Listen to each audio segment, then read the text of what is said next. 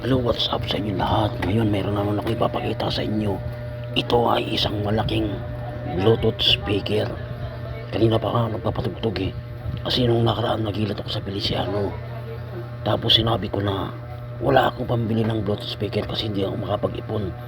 Tapos binigyan ako ng Bluetooth speaker na malaki. Sabi pa nga sa akin ng may-ari, mag-i-enjoy ka dyan kasi malakas yan. Ito nga naman na malakas naman talaga. Pag uwi ko nga, mayroon pa sana ng kapilot pero hindi na ako lumabas ng bahay, diretso ako sa bahay. Kaso kinabukasan ay nung tinisting ko na ito, ang problema ay 20 minutes lang lubat na kaagad. Ibig sabihin may sira ang battery. Ngayon ipapakita ko sa inyo yung Bluetooth speaker. Tapos may wire nga pala ito sa likod, sabi na may-ari, nilabasan daw niya ito ng wire kasi kung meron daw akong malaking speaker ay pwede ko raw i-connect. Pero talagang halatang repair na ito. Papakita ko na yung Bluetooth speaker na sinasabi ko. Ito yun, ito yung Bluetooth speaker. Ipapakita sa inyo yung kanyang harapan.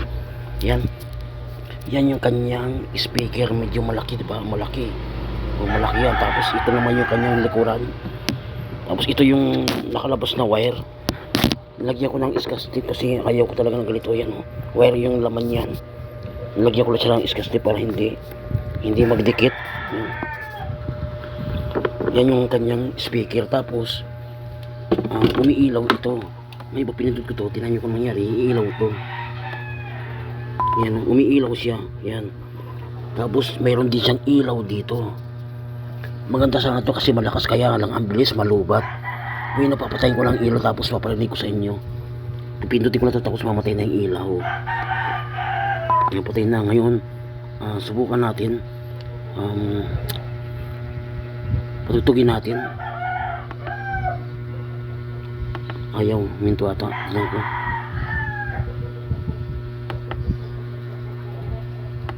Minto.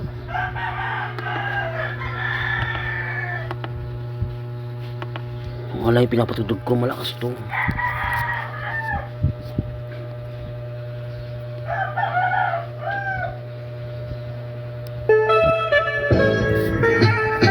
Diba lakas? This song is from Wilbert's Heart and Music Ay Library. lungkot talaga at hindi bagay tingnan. Iloilo Provincial Jail ang aming pinasukan. Yung pinatutog ko kanina yung manok na pula. Tignan natin. Pader ang Yung remix na manok na pula. manok na pula, mukhang matapang. Lakas diba? Lakas natin.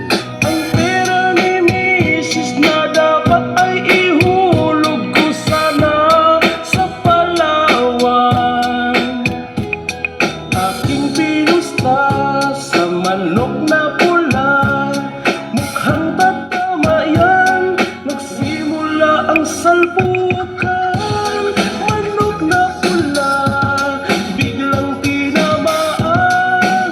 Naggaywang-gaywang sa isang iglap lang ako'y kinabahan. Hindi nakatayo, patay na puruhan. Ang perang hulog sa Palawan, dinalo ko sa sabungan. Diba? Ang lakas sana. Kaso bilis malubat.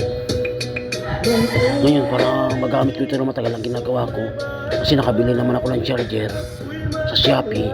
Ay ginagamitan ko ito ng power bank. Hindi ko ito pwedeng isaksak sa kuryente kasi baka lalong masira yung battery. Kaya para magamit ko ay gumagamit ako ng power bank para magamit ko ng medyo matagal. Tapos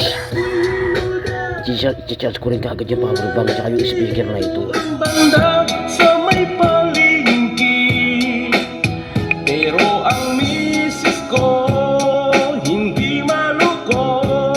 Kinarati ako, basag-basag ang mukha ko. Ang darling ko ay magaling pala, siya sa taekwondo. Lahat ng sipa niya ay Ganda pa naman ang tunog buo kasi may ano to, may bayo kasi malaki nga yung speaker. Kaso ang issue lang yung mabilis malubat. Yung una sira yung pita nito, minto-hinto. Ngayon ang ginawa ko, tinanggal ko yung harap ng pita tapos nilagyan ko ng oil, ng baby oil, tapos pinihit-pihit ko. Ngayon ay ayos naman ang pitan. Hindi hindi siya huminto-hinto. Madali na siya lakasan. Kaso minsan hindi ko makontrol, nalalakasan ko ng sobra. Pero ang maganda ay hindi lang huminto yung kanyapitan. Yung nga lang yung battery ang problema, talagang sira. Damdamin ko